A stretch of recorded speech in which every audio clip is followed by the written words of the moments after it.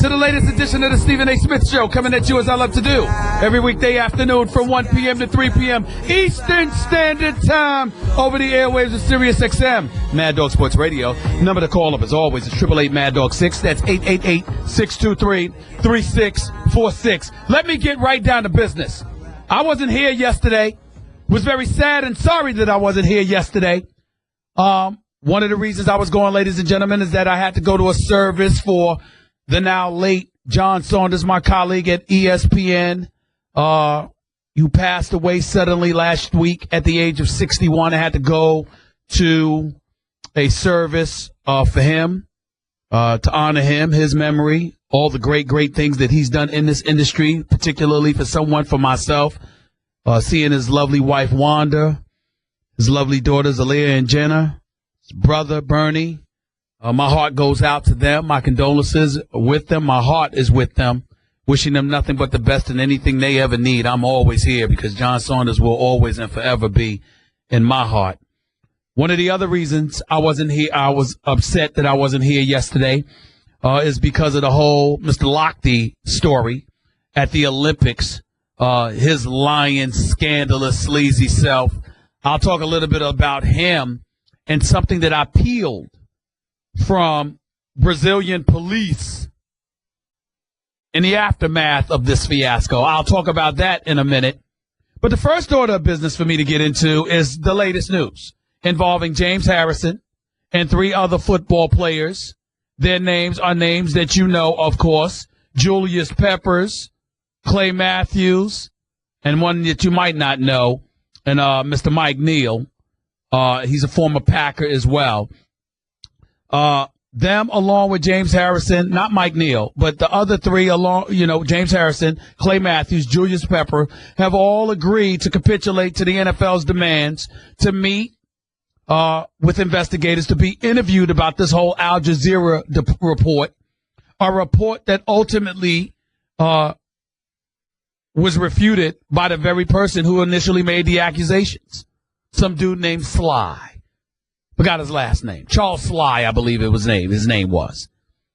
He alluded to PED use on the part of James Harrison, Peyton Manning, Julius Peppers, Clay Matthews, and Mike Neal. Peyton Manning categorically and emphatically denied the reports, met with NFL folks eventually, and they exonerated him. The rest of the dudes hadn't met with the NFL. The NFL months ago sent a letter, or weeks ago rather, sent a letter to the NFLPA. And come to find out, we noticed that on 7 different occasions, the NFL has requested the time from James Harrison, Clay Matthews, Julius Pepper, and Mike Neal. And through the Players Association, they refused to oblige. Ultimately, that became a demand. And the commissioner's office, league office, informed the aforementioned players that as of August 25th, if we don't sit down with y'all, you will be suspended. So after sticking their chest out, being defiant, hell-bent on making sure they sent the message that indeed they were not willing to sit down with the commissioner, the 3 players, not Mike Neal, but the other 3 players ultimately capitulated. James Harrison, to be fair and accurate, capitulated, but with stipulations. Nuno, do we have sound from James Harrison speaking to reporters yesterday? Because I want y'all to hear this before I get into it. I want you to hear what the Steelers linebacker had to say about ultimately capitulating to meeting with Roger Goodell. Nuno, take it away. It's nothing else they're asking me about PEDs, so, that's the way. You can ask me about PEDs. I never took a PED in my life. I never failed a drug test. Simple. I mean, whatever evidence they think they may have or reasoning for questioning me is out of my control. I really don't know. I wouldn't have a problem with it being filmed, live, just to make sure it's no questions of what's going on. That way, I've been prosecuted and persecuted, publicly in the media by them for something that I didn't do. So, I mean, I don't see why we couldn't have the media there and do a live interview. They can ask their questions and I can answer them, and y'all can see whatever evidence it is they say they got or don't have. What you didn't hear in there was him James Harrison calling Roger Goodell a crook. But we have that sound too. Listen to this. When it comes down to it, if it goes to a conduct detrimental, it leans to the hands of that crook. Roger Goodell, and he can do whatever he wants. That's just a collective bargaining agreement that the players signed. That's why they still voting no. How do I get into this? Let me count the ways.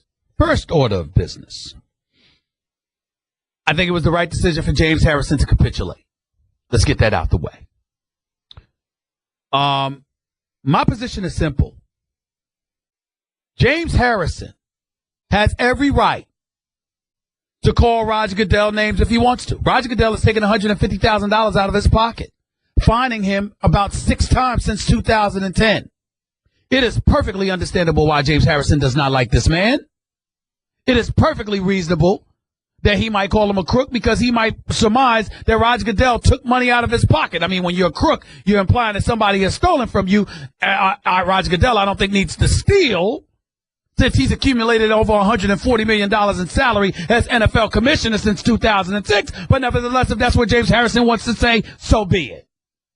Because when you lose $150,000 at the hand of one man's decision, I don't think it's beyond the pale to surmise that in your eyes he is a crook. But can we get literal about it? Let's be real about this here. All of this noise, especially, and I want to say this, I believe James Harrison is an honorable man. I believe that James Harrison, if he says he didn't use PEDs, damn it, he didn't use PEDs. I believe him. But this is not about what we believe. It ain't even about what's factual as it pertains to the PED use. It's about James Harrison and the players hell-bent on being every bit as defiant as they are. For what? The more James Harrison proclaims his innocence, the more senseless it appears that he's made this into more of a story than it ever should have been. Now, Stephen A., come on, Stephen A., why would you say such a thing? Come on, Stephen A., you're reaching. Come on. Listen up. You are innocent. He is the commissioner. Roger Goodell, correct me if I'm wrong, my producer extraordinaire, Nuno Dexiera, Jonathan Winthrop. Did y'all recall, stand up, that's right, Nuno, stand up, because I can't see you, kind of short when you sit down, okay? Correct me if I'm wrong. Did Roger Goodell say that James Harrison used PEDs? Did the public say James Harrison has used PEDs? What the public did was read a report put out by Al Jazeera highlighting and accusing those players of using PEDs. That was reported. Roger Goodell did not convict James Harrison in a court of public opinion. Roger Goodell did not say he used PEDs, nor did he say anybody else used PEDs. What they said was, since the player's definition of an inquisition was being simply requested to speak and they refused, and thereby issued statements and wanted it to stand on its own, the league's office said, no, you don't issue statements. You will stand before us and we get to ask you questions. Period. And because of that, James Harrison is sticking his chest out and fighting the matter. And then we got a whole bunch of folks. I just cannot believe some of you folks out there. I can't believe some of the NFL players. I can't believe Mike Greenberg and Mike Golick, who I love dearly. I can't believe them. I can't believe anybody that'll sit there. Well, I'm kind of siding with the players. Siding on what? Going to sit down and talk to your boss? Really? You know what, y'all? Let me give you an analogy. And my producers can shake my head because I use them as my conscience on radio. More so Nuno than Jonathan, because Jonathan is not all there sometimes, so I don't know. But you know what I'm saying. You know, when I'm talent, I'm on air talent. You know, when you're in my position, let's just say I'm kind of successful. Can we leave it at that? I'm kind of successful. And, you know, am I wealthy? No. But I'm not poor. I mean, I make a pretty good salary. I bring in ratings. I bring in revenue. And let's just say that newspaper job that I left years ago, I love it, but I don't miss it that much. You know what I mean? Life is good. It just is. Chances are I probably make more than the bosses. Some of them. Chances are I'm incredibly valuable to a network that I help generate revenue for. But if Dave Roberts summoned me upstairs, Nuno or John, where am I going? I'm going upstairs. If that man sat up there, if Dave Roberts sat up there right now and said, I need you to get the hell off the air and let Jonathan Winthrop host the Stephen A. Smith show for the next 20 minutes because I need to talk to you, guess what I'm going to do? I'm out. If John Skipper sits up there and says, Stephen A., I know it's a Friday night. You were looking forward to chilling and partying in New York City, but I need you to stay in Bristol because I need to take you up to some godforsaken town in the outskirts of Connecticut, and I need you to stay here to talk to me for dinner. What you think I'm going to do? If Bob Iger says, you know what, forget the sunshine of Southern California and Burbank, I need to go to some blizzard in Denver, Colorado. But damn it, I want you there. I need to talk to you. What do you think I'm doing? I'm out. See ya. You know why? Because they're the boss. That's why. This notion, think about this. All of this that has happened is because they don't want to sit down and talk to the board. Now, mind you, he's proclaiming he's innocent. Mind you, he said, I'm more than happy to entertain them coming here. But you don't want to talk. If you have to go there. Really? Stop it. All you folks out there that want to come to their defense, just stop. It's childish. This is not about right and wrong. This is about people exercising their power. We know Roger Goodell is excessive. We know Roger Goodell can be extreme. We know Roger Goodell possibly abuses his power in some respects as commissioner of the National Football League when it comes to the collective bargaining agreement. We get all of that. Isn't that the Morris Smith's job to handle that? Or George Atala, because we know how much he loves attention. Let's not leave his name out. Let's make sure we mention him. Okay? Isn't that their job? And oh, by the way, everything's not about labor relations, labor negotiations. Some things are about labor relations. How about sitting down, talking to people, working stuff out all the time, instead of everything being a legal issue, to the point where it goes into court, to the point where lawyers are getting paid. Let me see Jeffrey Kessler's billable hours. Or anybody else the Players Association hires. I'd love to see how much money these guys are getting paid annually from the coffers of players. That's what I'm talking about. That's what I'm alluding to. That's what I'm saying about fighting unnecessary fights. That's what I'm talking about when I say grow up. Anybody raise their hand if you have a job where at least once a week your boss don't get on your damn nerves, or somebody doesn't ask you to do something you would particularly prefer not to do. I'm waiting. Show me the employee that has such a flawless job. Who is it? doesn't exist. So what are we making a big deal about all of this for? It is senseless. It is unnecessary. And the fact that it gets to this point where capitulation takes place makes no sense whatsoever. And by the way, guess what else James Harrison wanted?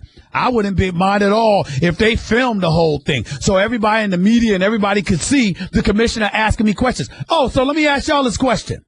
What meeting, who amongst you have had a meeting with your boss where you've been allowed to or invited to tape a conversation, record a conversation, put it on video? Who?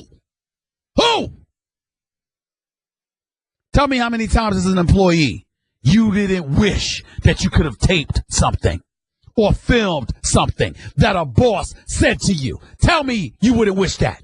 Who the hell gets that privilege? That's what I mean when I say who the hell James Harrison thinks he is. I'm not talking about James Harrison, the man. I respect that man. I understand it. I'm just talking about in terms of practicality. Pick the fights that you win, that you can win. You know what they should be fighting about? They should be getting on Roger Goodell over the Giants kicker Josh Brown. That's what they should be getting on him about. We talking about PEDs or denial of PEDs based on some bogus report. What about Josh Brown, who happens to be a kicker for the New York Giants, who happens to have been signed to a contract extension by the New York Giants, who happens to be or have been involved in domestic violence, whose wife or ex-wife, whoever she is, actually was on the record saying there are 20 different incidences in which he's been involved in domestic violence, who received just a one-game suspension by the league. And by the way, he happens to be white. What's up with that, Roger Goodell? You mind explaining that to me? I'd like an explanation on that from Roger Goodell. Ray Rice got 2 games initially before Roger Goodell went back and revisited that situation. How the hell does kicker get 1 game? In this age of domestic violence, how is 1 game enough for Josh Brown? 1 game? 1? I don't know all the details. And maybe I'm a victim of the headlines in terms of it being about domestic violence. Fair enough.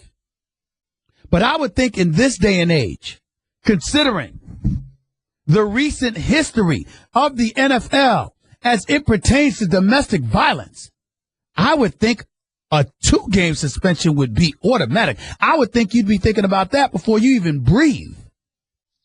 1 game for a kicker. Damn it, that's a vacation. I'm just saying.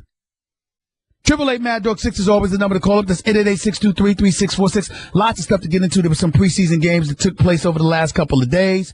Got the James Harrison item. Derrick Rose still think the Knicks are an elite team. Kevin Durant is on the record saying, you don't think about winning and losing. If you don't care about that much, he'll actually play better.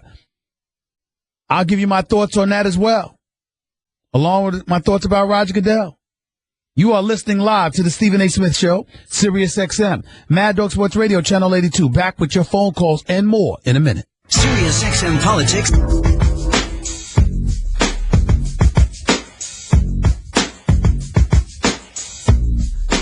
Well, let's make sure we're accurate here. Let's read about this. 23 minutes past hour number 1 back here on the Stephen A. Smith Show. Let's get into this for a second as it pertains to Josh Brown, kicker for the Giants. Domestic violence charges, suspended just 1 game. Because anytime, when it's the brothers, we don't hesitate, right? So let's fair is fair, right? I think so. According to a source close to the investigation, Molly Brown refused multiple requests. This is according to ESPN's Dan Graciano, covers the Giants, who does an exceptional job covering the NFL East for us, NFC East.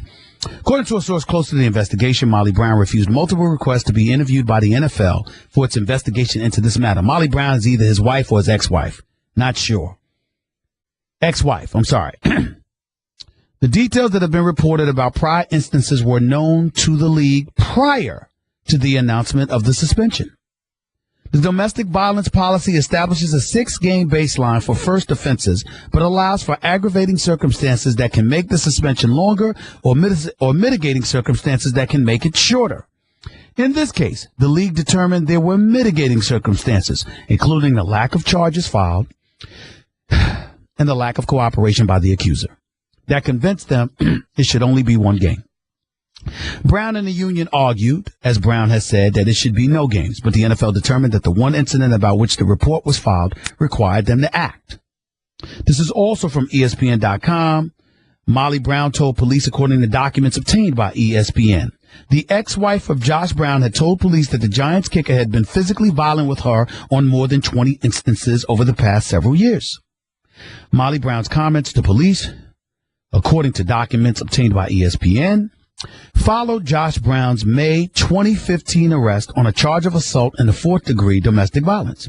She said police were called to their residences more than 10 times and that he sent the letter in April of 2014 to friends admitting abusive behavior and lying to make her look bad. It continues. Police were called on multiple occasions to their residences in Washington, St. Louis, and New Jersey over the years, Molly Brown said, and she had a protection order against her husband in 2013. She said the order was later dropped because of progress they had made in counseling.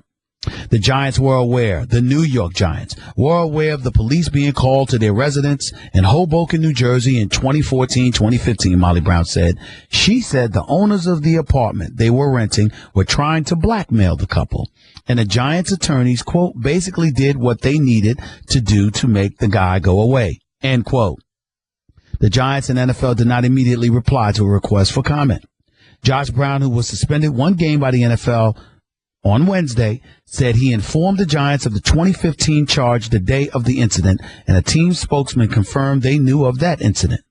Brown was accused by his ex-wife of pushing her into a large mirror in their bedroom, throwing her on the floor, jumping on top of her, and pinning her face to the carpet with his forearm on the back of her neck.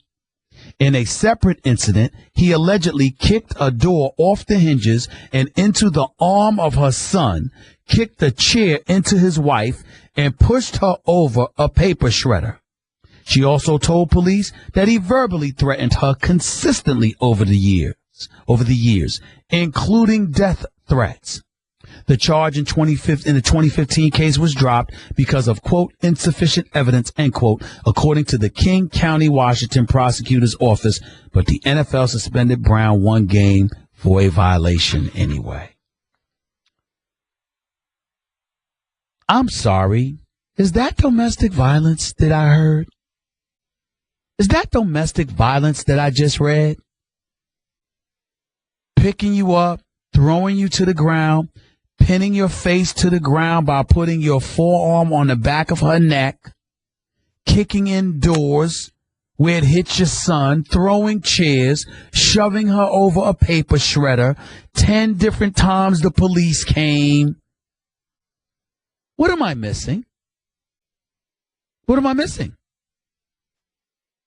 Yeah, she was uncooperative with this latest incident, but if you've got 20 instances and 10 plus times in which the police ended up coming to the house, isn't there a record somewhere? Is anybody telling me that the police came to the house 10 times and there's no record of anything? And if there is no record of anything, how come we're not talking about the police?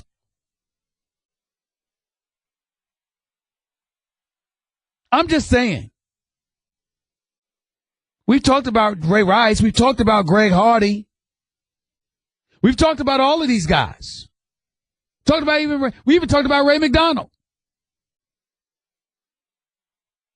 We barely talked about Johnny Manziel. When it was domestic violence, the second we brought up domestic violence, it went in one ear and out the other, and everybody was talking about drugs and alcohol. They didn't talk about domestic violence. Now it's Josh Brown. We ain't talking about domestic violence. What y'all trying to say? What are y'all trying to say? I'm just curious. 888 Mad Dog 6 is always the number to call up. That's 888-623-3646. James in Greensburg. You're live with Stephen A. on Mad Dog. What's up, James? Stephen A., how you doing, soul brother? It's Greensboro, Aggie land. Oh, Greensboro. What's going on, bro? How you doing? Pretty good, big time. I want to talk, and this Josh Brown situation is the same old story. He's going to get away with it. Nobody's going to say anything. But I want to talk a little bit about James Harrison. Stephen A., there's something wrong with that brother. And you say he's an honorable man, and he might be. But this is the second time he has been asked to appear, and he said flat out, no, I'm not going. Now, he's going to see Roger Goodell. But the first time the Steelers won the Super Bowl, we had the first African-American president to be elected. James Harrison said, I'm not going.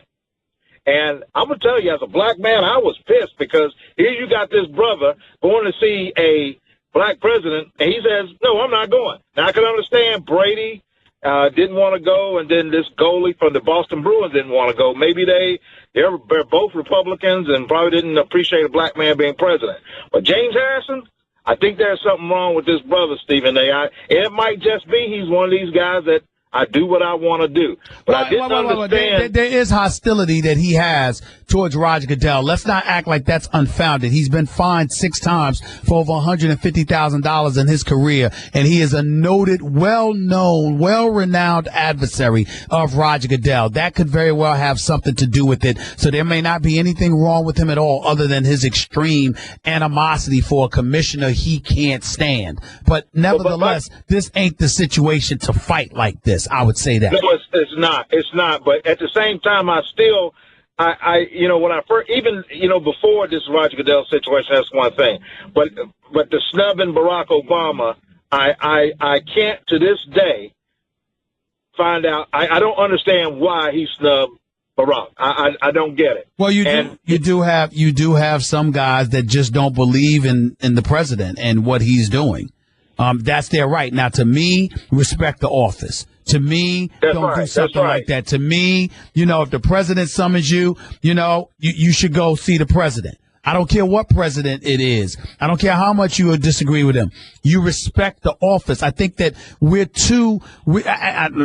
listen, I voted liberal on many occasions in my life. Most instances I voted liberally. But the bottom line is that I think we're too liberal at times as a nation in terms of not respecting individuals in higher offices the way that we should. They have those offices for a reason, and there's a level of respect that you should accord somebody in high office like that. Yeah, and one more thing, in talking about going to see, and I'm not trying to err on the side of, I'm not trying to support James Harrison, but Jason Whitlock wrote an article about Roger Goodell about 3 or 4 years ago, talking about how Roger Goodell, and I'm not trying to bring up anything racial or anything, how Roger Goodell basically treats the NFL office in New York like the big house, and he's calling the slave to the big house. Whenever something goes wrong, I'm going to go and bring the slave out of the field. Well, listen. Let me tell you this. We need to stop using those words, James. How is slavery applicable in any way to the modern NFL player? No. I'm not agreeing with Jason Whitlock. All I'm saying is this: Jason wrote that article about 3 or 4 years ago, talking about that very issue. And like I said, I prefaced my statement. I'm not agreeing. I'm not anything. I'm just telling you that there might be a mindset out there that, hey, this Roger Goodell. There's no question that there's a mindset, but that don't make them right. And bringing up the president again, remember, James Harrison snubbed the president, okay? But he also, you're talking about a guy that, he snubbed President George W. Bush in 2006 as well. And his attitude is, I don't feel the need to go, actually. So, me and you, I hear where you're coming from. First black president in American history. You're a black man succeeding in America. This is a very, very big deal. But clearly, James Harrison wasn't interested in being socially conscious in that regard. And that's what we would have preferred that he's done. But it's not like he pinpointed President Barack Obama. He snubbed George W. Bush, too. Well, don't get me wrong about the slavery issue. I'm just repeating what Jason wrote. I understand. I understand. And I appreciate the call. Thank you so much. Milton in Virginia, you're live with Stephen A. on Mad Dog. What's up, Milton? Hey, blessings to you and yours, man. Thank you. First thing about James Harrison, yeah, he's a shrewd character, but he's an upstanding guy, man. You know, it's obvious that all of the NFL players have an issue with Goodell. I mean, it's just deep-rooted.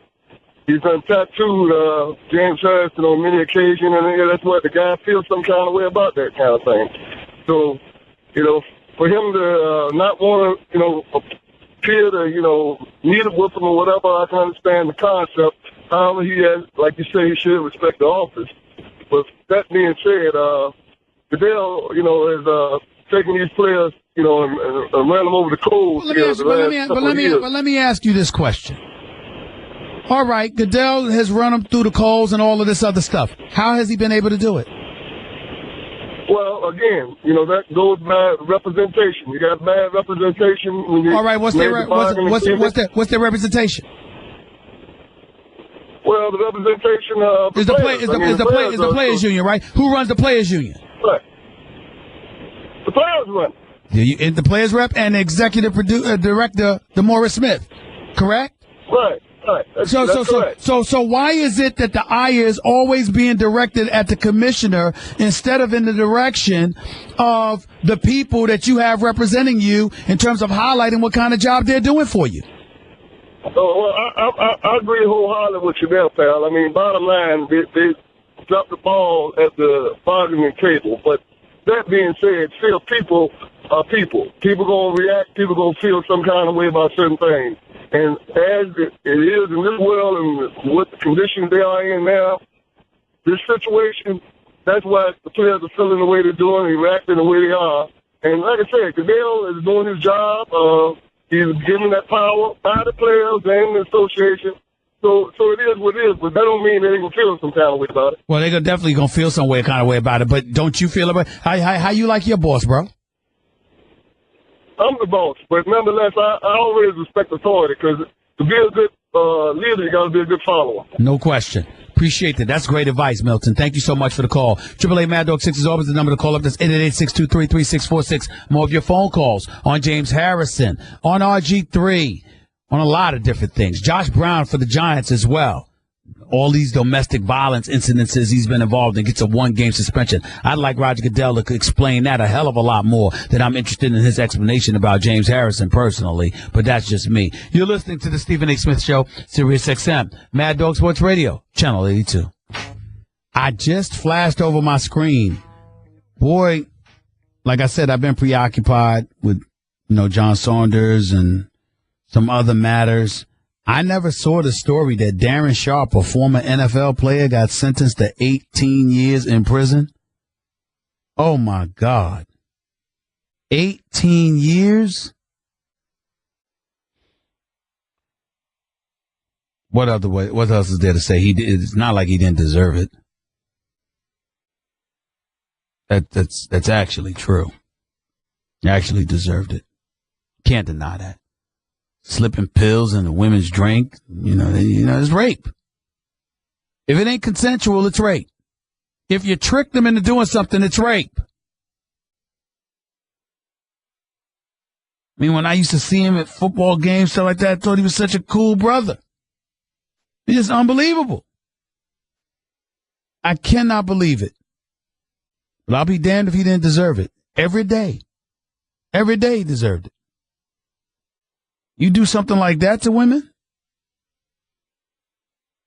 18 years in prison by a federal judge after he was accused of drugging and raping as many as 16 women in 4 states. What's there to say? Slipping them Mickeys or drugs, whatever he was doing. It wasn't consensual. That makes it rape. And I'm talking about ladies and gentlemen, we're reporting, we're covering these guys.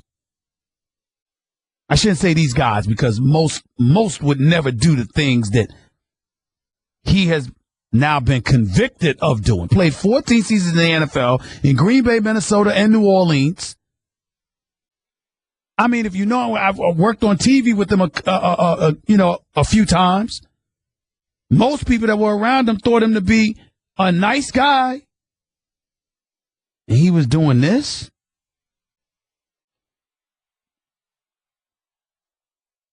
Damn. You know, you would like to say you feel sorry for him, but I feel sorry for those women he violated. That's just me. I'm sorry. 888 Mad Dog 6 is the number to call up. That's 888-623-3646. Back to the phones we go. Let's go to Ed in Pittsburgh. You're live with Stephen A. on Mad Dog. Ed, good afternoon. Hey, Stephen, how you doing, brother? I'm all right, man. What's up? Hey, listen, on this here, first of all, I appreciate you giving information on the Giants player. I agree with you 900% that how you get 1 day suspension on that. By the way, hold on. Not only is it one game, the new conduct policy implemented by the NFL calls for a baseline 6-game suspension for a first-time offender. Now, obviously, you know, circumstances could determine whether it's more or less, but 6 games to 1? With all of that, or with all that I read to you? Something wrong with that picture. Well, you know, I want to jump in on this James Harrison thing. You know, I've been a fan of his. I'm Pittsburgh is my home. I've been a Steelers fan. Saying all that, I think that in this case, James Harrison works for the Rooneys, and they're true. You know, they represent NFL football to the nth degree as far as the good things about it. I don't understand how James Harrison can take this position working for the Rooneys and the respect that the Rooneys bring to the table. I think, and we know that Cadell Roger is representing the owners. It's an odd situation that he's so disrespectful to the man who represents the family he works for. Well, not just that. Not just that. You got to remember, even though he's ultimately come to his senses, the bottom line is he clearly is selfish because he wasn't thinking about the Rooneys. He wasn't thinking about Mike Tomlin. He wasn't thinking about any of that. Let me say this for the record, just so my listeners can understand it. I'm all about respecting the office to begin with. So when George W. Bush was the president of the United States of America, if he had asked me to come to the White House, I would come to the White House, whether I disagree with him or not. Okay, let's be clear. But there is a heightened level of sensitivity that should have come into the equation if you're James Harrison, being a black man in America and seeing the first African-American president in history. I mean, there's something to be said about snubbing him, too. It is a little bit different. Ladies and gentlemen, he did this in 2009. This is 1 year after Obama was sworn in the office. Actually, it wasn't even 1 year because Obama won the election in 2008. So he took office in January of 2009. And the Steelers won the Super Bowl. So we're talking months later. And you still snub him? There's something. James Harrison is, at the very least, it's fair to say he's a bit different. He's a different, but I think what's going on, and I somewhat agree with you, but I think we're going too far with the boss-employee relationship, in my opinion, because where I work and what I do is not even on the same level where James Harrison is and with the NFL, because of the dollars they generate. But my thing is that I don't like to see James Harrison put himself in this particular spot because he doesn't stand up for any issues, and the way he come across with it, to me, he doesn't have that kind of cachet, if I may use that, to take this type of attitude at the end of his career to make a stand like this. Well, maybe that's why he's this way, because it's at the end of his career and how much can be done to him. But that's why I brought up thinking about your teammates, because guess what? You could this happened before training camp. You could have decided to retire and not report. And you ain't playing in the league anymore. You don't have to worry about it. But you wanted to come back and play for your teammates. So what the hell are you going to do something to go out there and get yourself suspended for? Which was ridiculous on its face. He ultimately came to his senses. He should be applauded for that. But this was always much ado about nothing. There is a collective bargaining agreement in place. The commissioner should never have the power that he has. We know Roger Goodell is wrong. We know he's excessive. We know he's a bit extreme. But you know who is assigned to deal with that? A dude by the name of DeMaurice Smith. Stop looking for everybody else to do your job. That's your job. Don't just engage in labor negotiations. Engage in labor relations. I know you might not. Can I say one thing? You might not be able to stand Roger Goodell, but find a way to get through it. With my ex's thought, I would wish that these professional people would keep their business behind. How come they have to put everything in the public and discuss it and have have it bounce back and forth across the airways. That's why they're upset, because they're of the mindset that the commissioner of the National Football League, Roger Goodell, in his office, the league office, leaked it to the media, the press, and they've engaged in a smear campaign.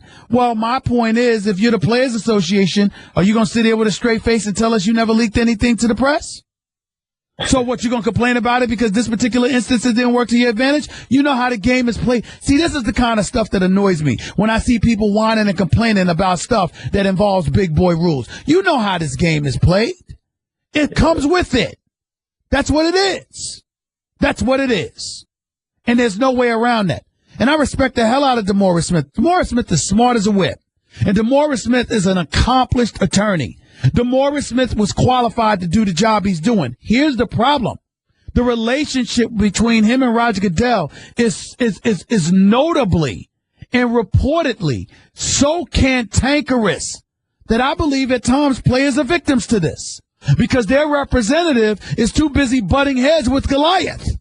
And you ain't beating Goliath. You're not doing it. All right, man. All right. Appreciate the call, man. Thank you so much. 888 Mad Dog 688-623-3646. Kenneth in Alabama, you're live at Stephen A. What's up? How's it going, Stephen A? Talk to me, man. Well, look, I think the analogy that you actually gave at the beginning of the show is not applicable in this situation. Applicable? Go ahead. Yes. Go ahead. What are you talking about? Because what I'm saying is those people have to do with your check.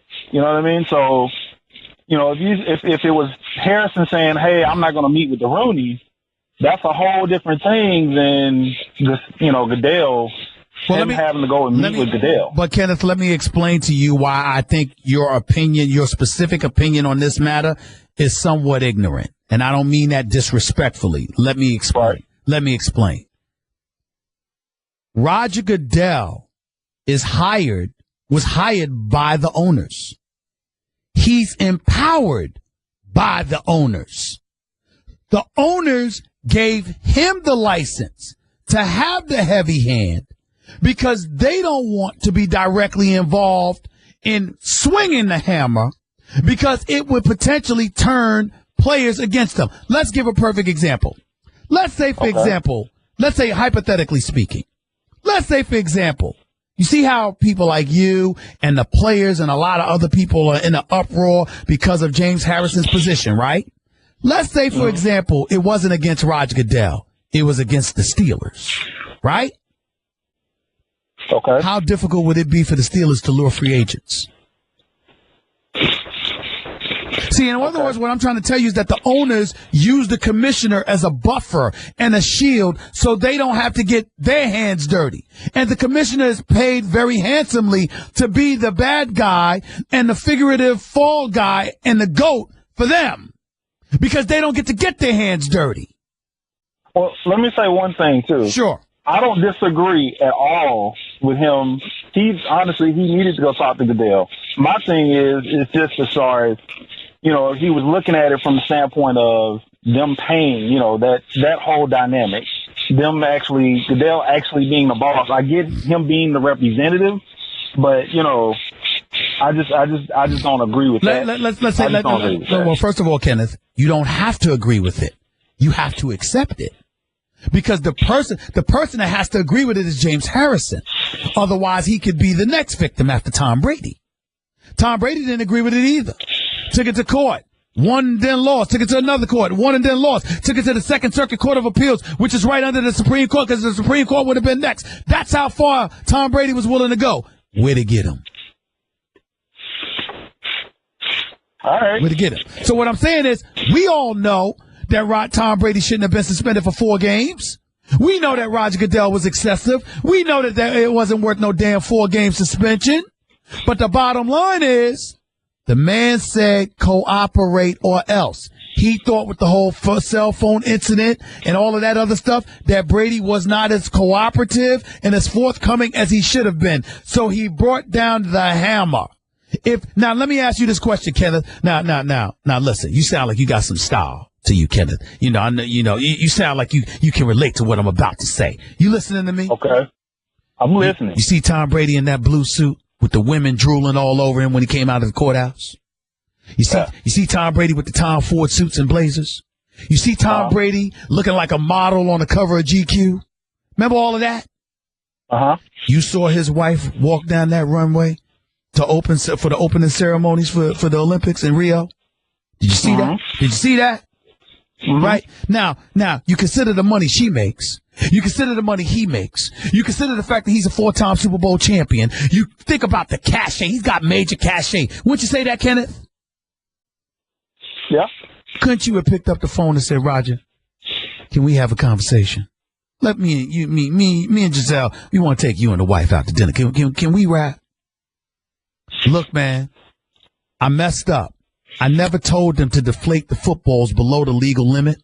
I didn't know, but the bottom line is it's on me because I'm the one that told them to deflate it. I didn't tell them to do it to the illegal limit. Could you help me out, Commish? Would all of this been necessary? Okay. You see what I'm saying, Kenneth? I understand what you're saying. Because, Kenneth, I know you well enough to know you would have worked out something like that if you could have, rather than butting your head for a year and a half. You see what I'm saying? I'm not trying to miss that coin, so I understand that wholeheartedly. I got you. I got to run, Kenneth. I appreciate the call. Because, see, that's where I'm going. All of these people that want to call up and argue on behalf of James Harrison, argue on behalf of Tom Brady, you would have acted differently. Because at the end of the day, even though you know Roger Goodell is wrong, you would have said, does it make any sense to do all of this? Is this fight worth it? Ladies and gentlemen, that's the intelligent thing to do. WWE SummerSlam is here, and Sirius XM Rush has you covered. For the Stephen A. Smith Show, brought to you by Mercedes-Benz Certified Pre-Owned Vehicles. Visit MBUSA.com/CPO today to learn more about our unlimited mileage warranty. At some point in time, I think I'm going to have to fire my man Nuno Texiera, my producer extraordinaire. He messed up. He done messed up bad. He done made a grave error, ladies and gentlemen. Because be very, very clear. When I'm here in these studios, I'm watching the sports. I'm watching everything while I'm doing my radio show. But at 2 o'clock every day in Connecticut, it's General Hospital. Nuno did not do. It's right here. I see it on TV. My soap, General Hospital, which I appeared on yesterday afternoon. Brick showed up in the house. I appeared on the show yesterday, but my problem is that usually during the commercial breaks, I get to turn on the sound. Nuno didn't show me how to do that in the studio. Nuno didn't show me how to do that. He's supposed to show me this stuff. I don't play that. Just want y'all to know. 888 Mad Dog 6 is the number to call up. That's 888-623-3646. 49 are quarterbacks, 20 and 43 for 173 yards and 1 touchdowns in a couple of preseason games. Don't look like things are working out too great for Chip Kelly in San Francisco right now. But I will confess this. I did a little homework on Chip Kelly, and I've heard that, he's really going about the business of humbling himself, and he really, really looks good. He's going about the business of humbling himself. He's really trying to learn to be better with player relations and things of that nature. So, I guess I'm going to be a little light on Chip Kelly. Let's see how he performs this year. Give the man an opportunity to be the man he claims he wants to be. And to see if he can win football games in San Francisco as well. I don't think they will. I think they'll be the worst team in the division personally, but time will tell. Everything remains to be seen. 888 Mad Dog 6 is always the number to call up. This 888-623-3646. Transitioning to a little basketball talk. Still going to talk about James Harrison. Still will take your calls on James Harrison. But I want to transition a little bit to Mr. Derrick Rose for the New York Knicks. Now, Derrick Rose made some news because Derrick Rose still believes that the New York Knicks are a dream team. That's what he believes. Derrick Rose believes that the New York Knicks are no joke and that they're going to make some noise. He thinks they're in the same category as the Golden State Warriors, the New York Knicks. I have personally called for Derrick Rose to be drug tested. I think it needs to be immediate. Well, what I heard. But I got some things to elaborate on. Listen to what Derrick Rose said. Now, he said this in July, but he reiterated these comments nevertheless. He said expectations are high. I mean, with these teams right now, they're saying us and Golden State are the super teams, and they're trying not to build that many super teams. And Adam Silver came out with the statement and this and that. And the expectations, I think, of us, we just want to win. Talking to Melo and all the guys who've been around, you've got Brandon Jennings, who just signed for 1 year. He's got to show why he's there. I've got to show why I'm there. Joakim Noah has to show why he's there. Everybody's trying to prove themselves. That's what he said. And to paraphrase, he alluded to the importance of believing in oneself and believing that you're on that level before you can actually achieve it. Now, do I still think that Derrick Rose should be drug tested? Yes. However, I would say this. I don't dislike his comments. I like the fact that Derrick Rose is that confident. Because guess what? He's got to go out and improve it. I know he's going to be an upgrade from Jose Calderon. I know that much. And I'll tell you this as well. When I think about Derrick Rose, I think about Melo and what he could bring to the table, and Kristaps Porzingis and what he could potentially bring. My mindset with all of that is very, very simple. The New York Knicks, outside of Cleveland, can we definitively say that the New York Knicks don't have a chance at beating anybody? Who do you got? Toronto's better. Boston's better. I understand that. Atlanta, to a lesser degree, having acquired Dwight Howard, is better. But who amongst those teams are definitive favorites to face Cleveland in the conference finals? The New York Knicks are right there. I think the New York Knicks are going to be a 4th or 5th seed in the Eastern Conference. And they got a chance to get to the Eastern Conference Finals against Cleveland. That is what I believe. That is what I believe. I'm a diehard Knicks fan. I'm not apologizing for it. I'm a native New Yorker. This is important to me. Do I think they have a chance? Yes, I do. I really do. Not to win anything. Certainly not to be on the level of the Golden State Warriors. But to be a team that makes some noise in the Eastern Conference outside of Cleveland, yes, I think the Knicks have a chance. 888 Mad Dog 6 is always the number to call up. That's 888-623-3646. By the way, I also saw RG3 play a little bit yesterday. You know what I was happy about? The fact that he slid. Clearly taking some baseball lessons. He needs them badly. He may be the only quarterback in NFL history who needs baseball lessons. But he did need to learn how to slide. I saw him do it a couple of times. I was happy about that. I don't think Cleveland's going anywhere, though. I just don't think they have what it takes. Not the personnel. Hugh Jackson's the right coach. I think RG3 will do some things. Josh Gordon can be electrifying, assuming he can stay sober. Barnage can play. Duke Johnson can play, but their defense is porous. So we'll see what happens. Time will tell. 888 Mad Dog 6 is always the number to call up. It's 888-623-3646. Let's go to Brandon in South Carolina. You're live with Stephen A. on Mad Dog. What's up, Brandon? Doing, man? Talk to me. What's up? Man, it's them Knicks, man. I feel the same way you do about the Knicks. Like, I don't think people really understand it. But I think what would make it more exciting is if the Knicks do get to the Eastern Conference Finals, then we could see the Chicago-New York matchup in the semis. Like, to get there. You know what I'm saying? You know what? That's not going to move me that much because there are no expectations. There are no expectations for the Chicago Bulls. Listen, you ain't going to find too many people that love Derrick Rose that love Dwayne Wade more than me. But I had to be quite honest with Dwayne Wade when he decided to go to Chicago. I said, what the hell y'all going to do there? He said, we're better than you think, Stephen A. We're better than you think. I said, I can't see it. I can't see it. That's not how I feel.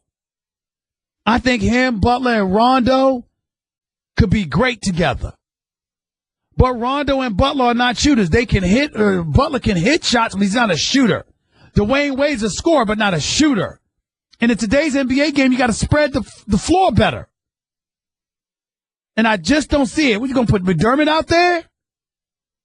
I just don't know. I don't see Chicago getting past the first round. I just don't.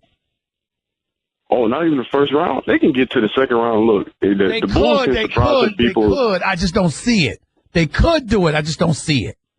Well, let me try to convince you because, like, I think the Bulls in New York are good. That's why I said I want to see them in the semifinals. But when you think about the Bulls, You had Rondo. People try to act like Rondo's washed up. Look, he had some, terrible outings in Dallas, and then he was with the Kings. He rehabilitated his career. But Rondo, he don't want to shoot. He don't get that ball to you. Then you got Butler and Wade. Even if the three's not hitting, those nitty-gritty players. Now Wade, you don't even got to guard the 2 or the 3. Jimmy Butler always going to be taking the man. Then you add in Doug McDermott. Motivated. You could say what you want to say. You know good and damn well you don't have any business having expectations for the Bulls past the first round. I think that D-Wade, Butler, and Rondo can do some things, but you need a team. And I just don't know. But listen, I can't dismiss it because D-Wade's on there. And come playoff time or what have you, could they get past the first round series? They could pull it off. I really do. I can see that. I'm just not sure. Right now, I would put the Knicks above Chicago. I'd put the 4 aforementioned teams, Cleveland, Atlanta, Toronto, Boston, and New York. I'd put them all above Chicago. That means that Chicago will be a 6th seed or lower, which means they'd have to go against one of those other teams in the first round, and they'd probably lose. That's what I see. That's just what I see. Appreciate the call, bro. Thank you so much. Mustafa in Vancouver, you're live with Stephen A. What's up? Hey there, how are you, man? I'm all right. Yes, sir. Go ahead. I watched your performance yesterday for the General Hospital. I think you're a natural actor, man. I think you're very, very natural. I think you're did you take it in the first try? Was it the first take?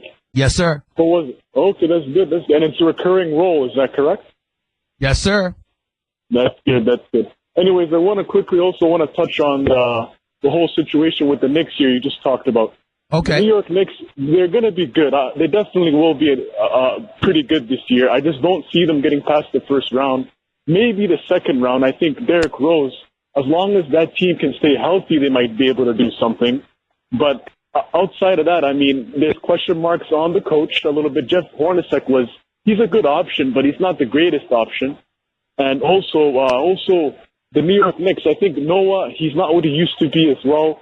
Carmelo will be effective, but he doesn't make the players around him that much better. Porzingis, he is a huge asset. I think he's the biggest asset the New York Knicks have right now. Well, I will tell you this. I think the Knicks, listen, I would be disappointed in anything less than a second-round visit to the postseason. That's likely, but it's plausible they could beat anybody but Cleveland in the Eastern Conference. It's plausible. They wouldn't be the favorites, but they could pull it off. But anything less than a trip to the second round of the Eastern Conference playoffs would be a disappointment to me. Exactly. And I also want to quickly touch on Harris. Go ahead. Hurry up. He's 38 years old, man. And when he calls the commissioner of the NFL a crook and saying things, that just leaves a bad reputation for the NFL. Like, what are other people going to think when he's saying like that? What example is he setting for the younger players? He's fighting a battle that is not good, most likely won't win. And also, like, the powers can be, like, you have to choose your battles wisely, like you said. And he's got to be better than that. He's got to focus on the heart. Like, he's got to do what he has to do, but he can't be making a media circus out of this. Well, that's exactly what he did. And I appreciate the call, Mustafa. Thank you so much. That's exactly what he did. He made a media circus out of it. There's no other way to slice it. It's totally unnecessary to me. I don't think James Harrison used PEDs. I think he's a man's man, but I think he's just being a bit too prideful in these scenarios and hurting himself along the way. Let's go to Will in Cali. You're live with Stephen A. on Mad Dog. Will, what's going on? Oh, I thought I was going to get banned because I talked to you a few months ago, and, it wasn't a good conversation. But only thing I really wanted to say is that did he violate the collectively bargained agreement that they have? Who violate it? Did James Harrison with a positive PED test? No, well, he didn't have a positive PED test. And okay. There's no violation there, and there's no violation with him not wanting to meet with the commissioner. That doesn't violate. It doesn't violate him having his feelings. Does not violate anything. His actions would, but not his feelings. Well, then that makes it perfectly within his right not to talk to him if he doesn't feel like he needs to talk to him, because this is based on a fictitious news story. Well, let me tell you. I totally agree with him. Hold on. Well, let me tell you why you can't agree with him. Well, I agree with James Harrison. I don't agree with you at all. All right, that's fine. I'm getting ready to tell you why you should agree with me instead of James Harrison. Can I do that on my own show? May I do that? Well, I know it's your own show. You made that pretty obvious with how you screen the calls. But that's not true. That's totally false. Actually, you actually owe me, believe it or not, Will, you owe me an apology about that. First of all, you're on. Secondly, I get plenty of calls where people that disagree with me. And I don't know what you're talking about. Anybody calls up here. That's not, well, hold on, listen, wait a minute. You can disagree with me all you want to. But don't tell me I screen calls favorable to me. You know that's a lie. At least admit that. At least admit that. That's not true. No, that's perfectly inaccurate because you're on the line right now. Because I disagree with you. Hold on, wait a minute. You don't take a call when somebody disagrees with you. I take a call when what?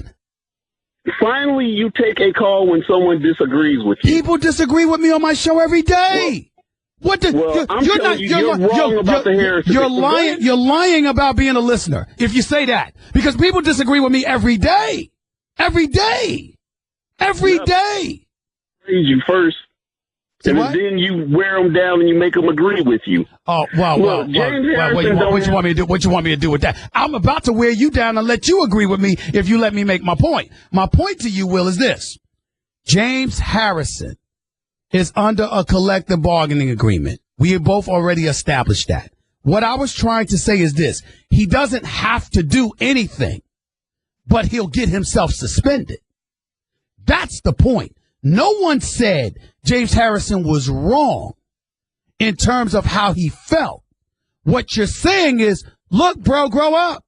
You're going to get suspended the way that you're going. Now, if you're saying, Will, that it's perfectly okay if James Harrison gets suspended, then you got me there. I can't say a word. Because it's a union. He did not violate the collectively bargained agreement. Then why would he get suspended? Because the commissioner has the ultimate power. The players argued, and when they put together this last contract, the players put together a foul contract that didn't benefit them by giving one man all the power to arbitrate. Stop. That's where I'm going with you. So let's go to your point. You just conceded that the NFL Players Association agreed to a deal that they shouldn't have agreed to. Is that correct? That's totally true. Hold on, wait. I got questions. So if they agreed to a deal that they should not have agreed to, part of that deal is the collective bargaining. If Roger Goodell suspends James Harrison, it would be because conduct detrimental, which is in the collective bargaining agreement, which in Roger Goodell's eyes is a violation. Am I right? Wow. On that point, that is a very valid point. I have to agree with you on that. And that's all I'm saying. Will, check this out. So if you got a job, right? I do have a job. No, stay with me. Of course you have a job. I don't think you're unemployed. I'm hyper. Okay. All right, listen. So Will and Stephen A. chilling, right? I'm your boy. I come out to California, you and I hanging at the Yard House or something, okay? Will you tell me, man, your boss ain't worth a damn. You can't stand him. He make you sick. But he wants you to do X, Y, and Z. And I say to you, Will, so what it require? Man, I got to sit down with this man for about an hour, 2 hours and listen to his nonsense or whatever. Well, what's going to happen if you don't sit down with him, Will? Well, he gonna suspend me and it's going to cost me about 25% of my salary. And I tell you, what the hell you thinking about then? What you going to say? In this situation, it would depend on if I'm in a union or not. But because out here in California is at-will employment, I'm not trying to mess up my money. So I will capitulate to a certain extent. But wait a minute. But wait a minute. The key point to you is that you said you're not going to mess with your money. Roger Goodell is ensuring him as of August 25th, he will mess with his money. So now what you going to do, Will? What you going to do? Hey, hopefully my union will back me and I can grievance it and get my money later. Wait a minute. Because I didn't violate the contract. Fine. I got another question. Okay. What if you're worried that they won't be successful because they haven't? Then I'm going to go ahead and go on back to work. Thank you. Isn't that? Thank you. Thank you. You see what I'm saying? You're welcome. That's all I'm trying to say, Will. That's all I'm trying to say. Okay, but Stephen A. and the way the boss employee thing, the way it is a little bit kind of grating to me. So I guess that's why. Well, stay with me.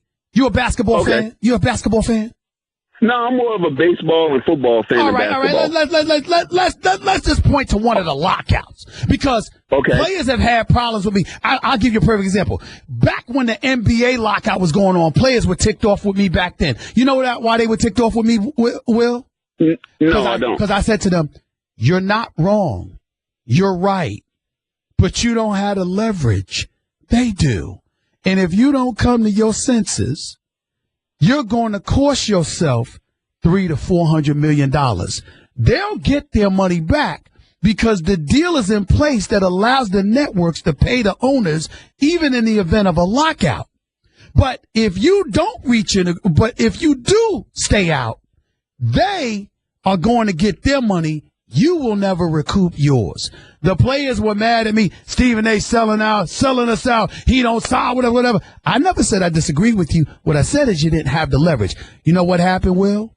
They ultimately agreed to the deal. They ultimately went back to work, but they lost $300 to $400 million. They never got back. Hey.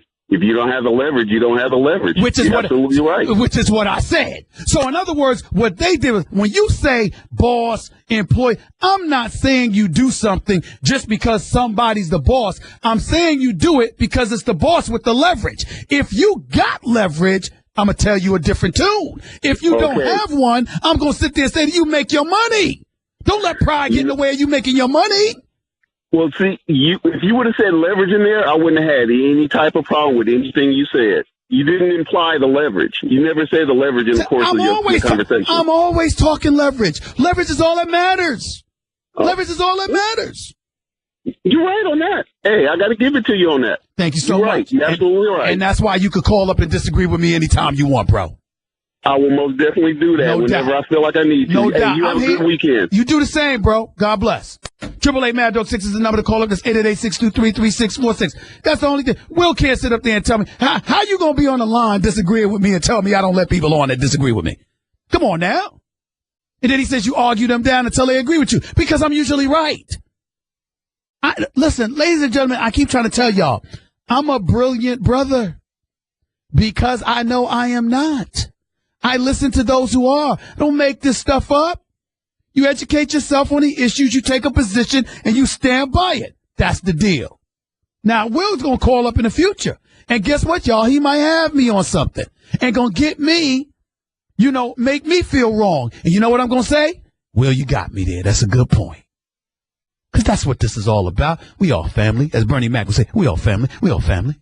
888 Mad Dog 6 is the number to call up. That's 888-623-3646. More of the Stephen A. Smith Show on Mad Dog Sports Radio. Sirius XM, Channel 82 in a minute.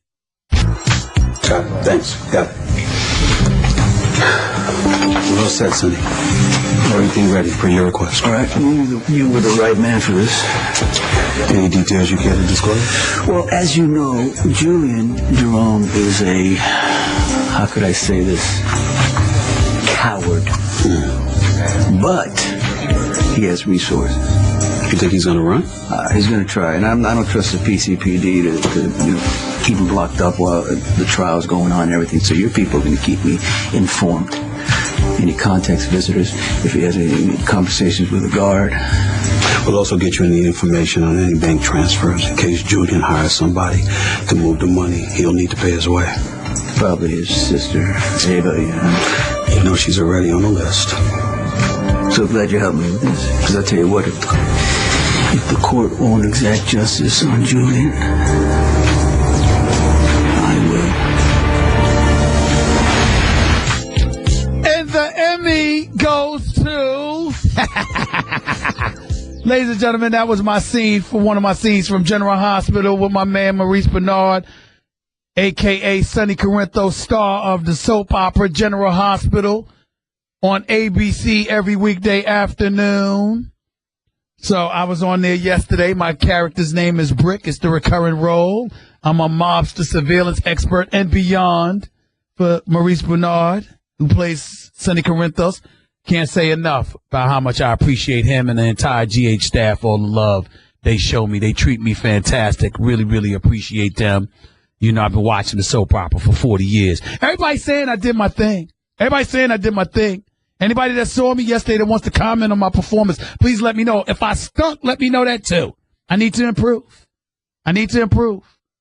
I've never acted in my life, really never tried to act until, you know. I mean, I know I was in Chris Rock's movie, I Think I Love My Wife, but I was just basically playing me. You know, I was with that lovely Gina Torres who stars on the show Suits on USA Network. She's fantastic. But outside of that, you know, I've never really tried to act in my life. I'm not going to rest until I'm doing a scene with Denzel. I'm doing a scene with Denzel one day. I don't know if it'll ever happen. But I can dream, can I? I can dream. 888-MAD-6 is always the number to call up. This 888-623-3646. Let's go back to the phones. Okay, let's go to John in North Carolina. You're live with Stephen A. What's up, John? My man, what's going on, Steve? How you doing, man? Long time. How you been, bro? Listen, all I can say is that if you screened out people that didn't agree with you, I'd never get to talk to you. We bum heads all the time. Thank you, John. Thank you for telling people that. I don't do that. Please. I think what he missed out was you can't get blocked for disagreeing with Stephen A., but you can get blocked for how you come at Stephen A. There you go. So there's a big difference. There you go. There's a big difference. Big difference. Go ahead, bro. You left out the best part of yesterday because the little Carly line, I fell out. How's Carly? I know you were cracking up, right? I know you were cracking up, right? Absolutely. That was the funniest thing on earth, yo. I was like, Stephen A. is killing him. Yes. I loved it. But listen, I got two things. Go ahead, bro. One about James Harrison and one LeBron. Yes, sir. We debated about James the other day, so this is not a debate thing, but I got a question for you. Sure. Because ever since, even all the way back to the Deflategate when it started, you always say, collective bargaining agreement, Roger Goodell's power in the collective bargaining agreement, and that's the concrete foundation that everything stood on was that. Now, the players have it in the collective bargaining agreement that absence of any evidence that you just can't be hauled in for questioning. Why does the collective bargaining agreement matter when you're buffering Roger Goodell's argument, but you want the players to just throw it out and kiss up to Roger Goodell? First of all, that's a great question. On their behalf. That's a great question. Here's why. Because Roger Goodell's position is that it's not absent any evidence. And his interpretation ultimately is something that matters. See, here's the deal. When I think about DeMaurice Smith and the Players Association, you know what no one ever brings up, John, that I find absolutely appalling? Why are they always arguing about Roger Goodell's interpretation of the CBA? Roger Goodell, did you know that Roger Goodell is not a lawyer? That's right. DeMaurice Smith is. DeMaurice Smith is. All of them. He's got nothing but lawyers up in there. How in the hell does the commissioner get to continuously say, according to the way I'm interpreting the CBA, blah, blah, blah, blah, blah? Wasn't that your job to make sure he couldn't make that argument? Right. Nobody ever. Do you notice, John, that nobody ever brings it up? They let him twist the meaning. They let him twist it. Situation. They let him twist it. Right. So, John, let me ask you this question. If I'm spending, I'm your lawyer, John. I'm your lawyer. And I'm spending your money because you repeatedly find yourself in court because the commissioner is saying that the language in the CBA ain't what you think it says. At some point, are you not going to look at me and say, what the hell did you do? Is it just me? Yeah. Is it just me? Is it just me?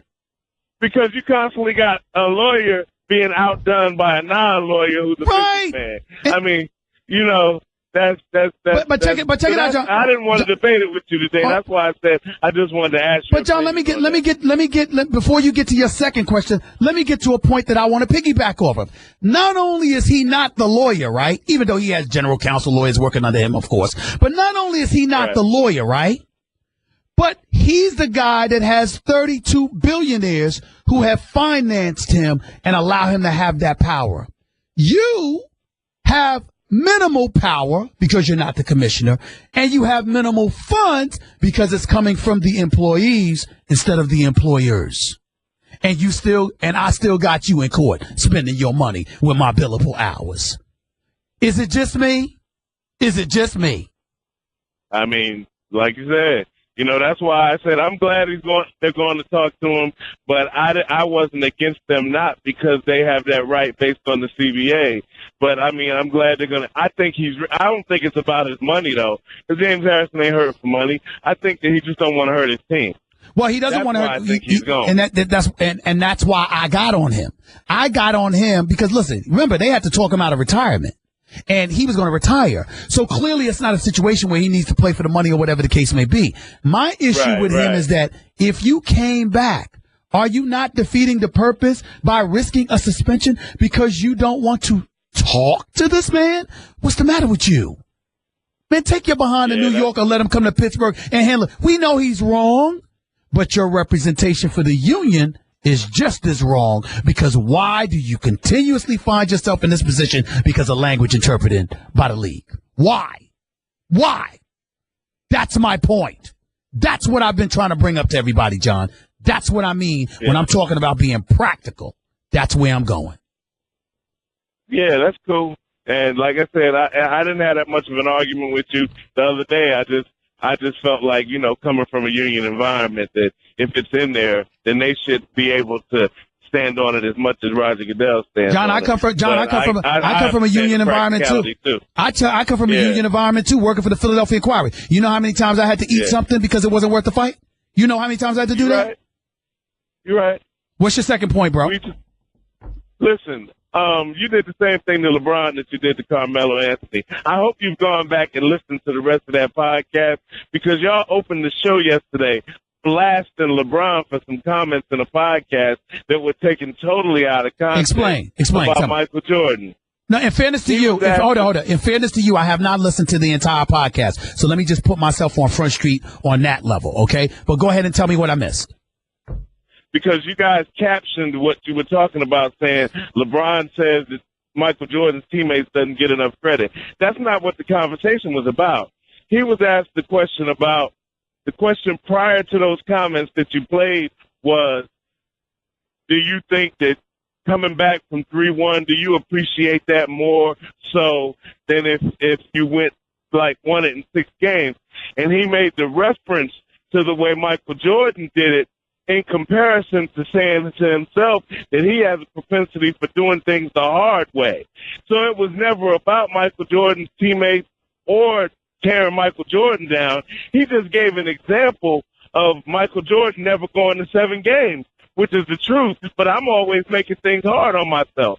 That's what he was saying. Yeah, but at the same time, I've heard LeBron James comments in the past, both on and off the record, as it pertained to Michael Jordan, and they were consistent with the position that I felt he took yesterday with that podcast. I don't think he was disrespecting Michael Jordan, but I do think it speaks to, you know, somehow, some way, as you're chasing Michael Jordan, he's sort of trying to deflect the pressure and the attention from the individual battle of accomplishments and sort of trying to lean on the team. Now, obviously, conceptually. So what I'm saying is, he was asked a question. No, I agree with that. Answering the question in his own words. But let me say this. So it wasn't. They're always answering questions. They're always answering questions. But I mean, a lot of times we don't focus on what the question was.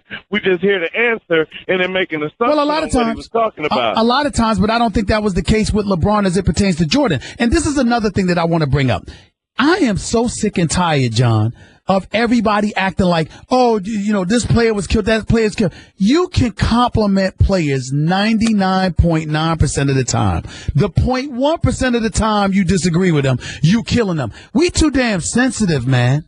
We really, really are. I mean, I'm tired. I gotta admit to you, John, I'm tired of complimenting LeBron. I really am. I'm sick of it. I mean, what more can you say about him? He's a 3-time champion. He's been to 6 consecutive NBA finals. He's one of the greatest players in the world. He's the greatest small forward that ever lived. He's this, he's that. He's a model citizen. I mean, my God, can we just have an opinion about your basketball prowess? We were talking about Kevin Durant earlier today on the show. Kevin Durant gives an opinion. His quote is, not caring about winning or losing, I play better. My response is, that's why he's not a champion. Why? Because some of the things some of these guys say today, it just perplexes me. Yes, Stephen A. Yes. I agree totally with everything you said this morning about what every champion's mentality has been that you've known. Yes. And the differences are the things that you're hearing from guys now. And that's one thing I wanted to say to you. It may take him going to Golden State and. John, are you there? John, we lost your call. You dropped, John. Where wasn't up? We didn't cut you off. You dropped your call dropped. 888 Mad Dog 6 is the number to call up to 888-623-3646. More of your phone calls in a minute with Stephen A. on Mad Dog. Lana from room 963 wrote, this is our go-to hotel of choice in the area. Actually, it's more than just a hotel to us. We see the same friendly, smiling faces every time we stay here, and everybody is genuinely glad to see us. We feel the same way, so glad you enjoyed it, Lana. We know there's nothing like friendly faces to welcome you home, even when you're not at home. That's why at every Candlewood Suites, you'll find the kind of folks you'd like to come home to, because we do it like you'd do it. If you're ready for all the basics you'd expect, plus a genuine staff always willing to help, book your next stay with Candlewood Suites. Find out more at candlewoodssuites.com. Candlewood Suites. True, genuine people. Back to the phones we go at 888 Mad Dog 6. That's 888-623-3646. Crystal in Houston. You're live with Stephen A. on Mad Dog. Good afternoon, Crystal. How are you? Hi, Stephen. How are you? How are you doing? Well, I'm doing great. I'm riding up the highway, and I was listening in on your show, so I decided to call in. Thank you so much. Always appreciate that. What's going on? Well, I had a question that I wanted to ask you, but I've changed it since I've been on hold for so long. You know, another woman, we have a right to do that. Change our minds. Yes, ma'am. Yes, ma'am. Yes, you most certainly do. Go ahead. Well, my question is, I know Skip has a show coming up, and I used to love y'all together on First Take. Watched it faithfully with my husband because he has it on DVR, so we watch him all the time. But with his new show coming up, do you think it's going to affect your rating? I know the time. I don't know. I don't know. I mean, I think that people will be on the same time. We'll be going up against one another. That's what Fox has decided to do. Fox Sports 1, and I get all of that. And good luck to him. Good luck to me. And whoever the audience prefers, the audience prefers. Here's the thing that everybody needs to know about me, Crystal. You know, I got a job to do here. I'm going to do it to the best of my ability. I can't do it by myself. It's a debate show. My radio show, that's on me with my producers in the background. You know, Sports Center and the NBA coverage, that's on me.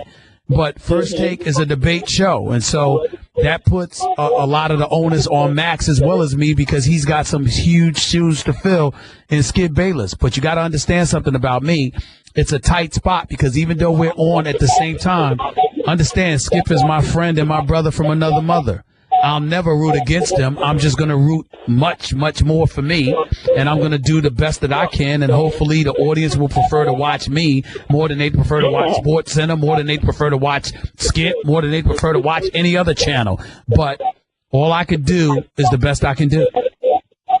I hear you, and I understand that. I actually wish y'all can come back together because y'all both had a chemistry that was just untouchable, basically. Well, listen, that's sometimes that's how it goes, and we understand that. But just like it's going to be his job, it is my job to make the most of the situation that we're in. If it was my choice, he would still be here because, you know, we never should have parted. But he wanted to move out to California, and I got my family here, and I love who I've got, and I think it's going to work, and we'll see what happens. All right. Well, Thank you so much. You both the best of luck. Thank you, Crystal. I appreciate the call. Let's go to Ford in Houston. You're live with Stephen A. on Mad Dog. What's up, Ford? How are you? Well, hey, Stephen, thanks for taking my call. No problem, buddy. I want to tell you, number one, prayers to your mom. I've been through that situation and know it's tough on you and your family. Thank you so much. I appreciate you saying that. Thank you. And that leads to what stuff you've been all around today. You mentioned respect, and then that leads into pride. I like the way that, you know, you respected Mr. Saunders and your other contemporaries before. But, you know, as a society, that's where I think we're hurting, is respect. We're not respecting each other, whether it's your boss or the presidency or the dynamics between the taxpayers and the government or police officers and the citizens. We're so wrapped up in our pride and being disrespected and things like that.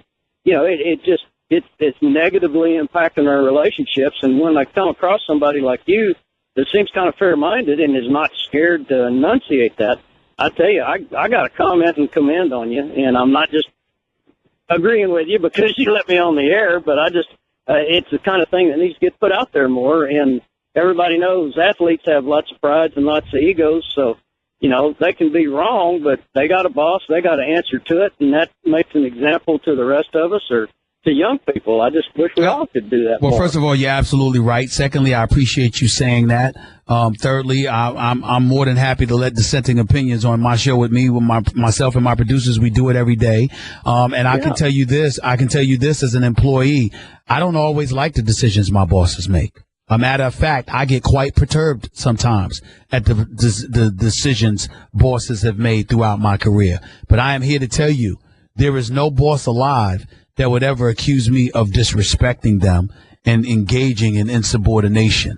I understand where my bread is buttered, and that if I don't want to butter it here any longer, I need to go and get a new job and collect a check from somebody else, or go out and be an entrepreneur and get my own check. But you are absolutely right. Respect is a huge, huge deal, and it's something. I'm talking about respect for position. Sometimes you may not like a person at all, but respect their position, the position that they're in, and that they've been placed there for a reason, and accept that and move forward. And our inability to do so on a lot of occasions, particularly with our younger generation, I think is going to lead us down the wrong path. And you can call that conservative, but then the hell with it. Then call me a conservative in that thinking, because I'm very conservative in that regard. I don't believe in disrespecting and disregarding authority. Right. I don't believe it. That was a good word. You said subordination. Just because you're subordinate to somebody does not mean you're less than them or that they're more than you. It's simply the dynamic of the employee situation, or your parents, or just that simple. Your Lord or whatever. You're still equal footing with people, but hey, I work for you, so I got to do what you say. If I don't like it, there's other jobs, but you set the rules, you're the boss.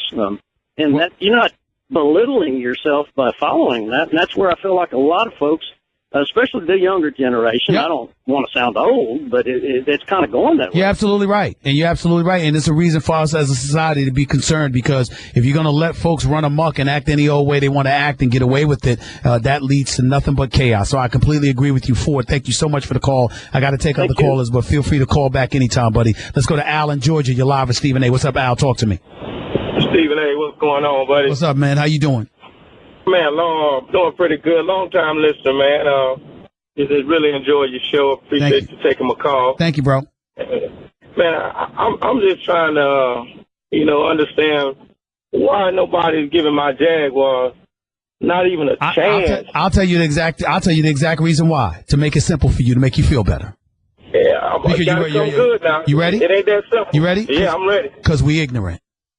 That's why. Thank you. Because let me tell you something right now. We look at the Jaguars over the last 5 years: 5 victories, 2 in 2012, 4 in 2013, 3 in 2014, 5 in 2015. We look at them right now and we say, who the hell are they? And what are they going to do? But look at some of their acquisitions in the offseason. Prince Amukamara, Kelvin Beachum, he's there. Okay, you got Chris Ivory, Malik Jackson. I mean, listen, these brothers are no joke. And then when you look at their Allen Robinson can play.